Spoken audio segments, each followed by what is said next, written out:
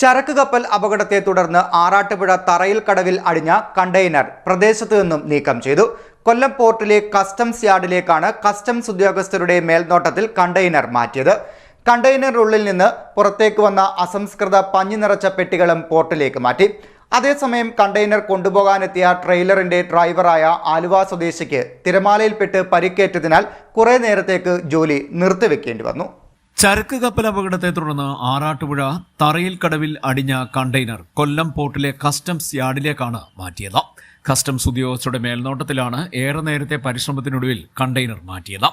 കടലിൽ ഒഴുകി നടക്കുകയും പിന്നീട് പാറക്കെട്ടിൽ തട്ടി തകരുകയും ചെയ്ത കണ്ടെയ്നർ രാവിലെ മുതൽ കണ്ടെയ്നർ ക്രെയിൻ ഉപയോഗിച്ച് ട്രെയിലറിലേക്ക് മാറ്റാൻ ശ്രമം നടത്തിയിരുന്നു. എന്നാൽ ട്രെയിലറിന്റെ ഡ്രൈവർ ആലുവ പുതുവൽ പറമ്പിൽ PS ബഷീറിന് തിരമാലയിൽപ്പെട്ട് പരിക്കേറ്റതിനാൽ കുറെ നേരത്തേക്ക് ജോലി നിർത്തിവെക്കേണ്ടി വന്നു.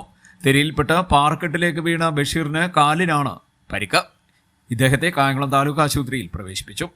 തുടർന്ന് പകരമുണ്ടായിരുന്ന ഡ്രൈവറെ നിയോഗിച്ചാണ് പ്രവർത്തനങ്ങൾ മുന്നോട്ട് പോയത്. കണ്ടെയ്നറിനുള്ളിൽ നിന്നും പുറത്തേക്ക് വന്ന അസംസ്കൃത പഞ്ഞി നിറച്ച പെട്ടികളും പോർട്ടിലേക്ക് മാറ്റി. തിങ്കളാഴ്ച പുലർച്ചെയാണ് കണ്ടെയ്നർ തറയിൽ കടവ് ഭാഗത്ത് തീരത്ത് അടിഞ്ഞത്.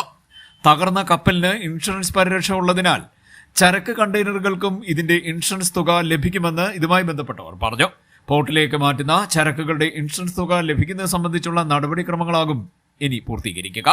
Thrikkunnapuzha police, coastal police, revenue ഉദ്യോഗസ്ഥർ, ആറാട്ടുപുഴ ഗ്രാമപഞ്ചായത്ത് പ്രസിഡന്റ് N. സജീവൻ എന്നിവരുടെ മേൽനോട്ടത്തിലായിരുന്നു പ്രവർത്തനങ്ങൾ നടത്തിയത്. CDNet news, Kayamkulam.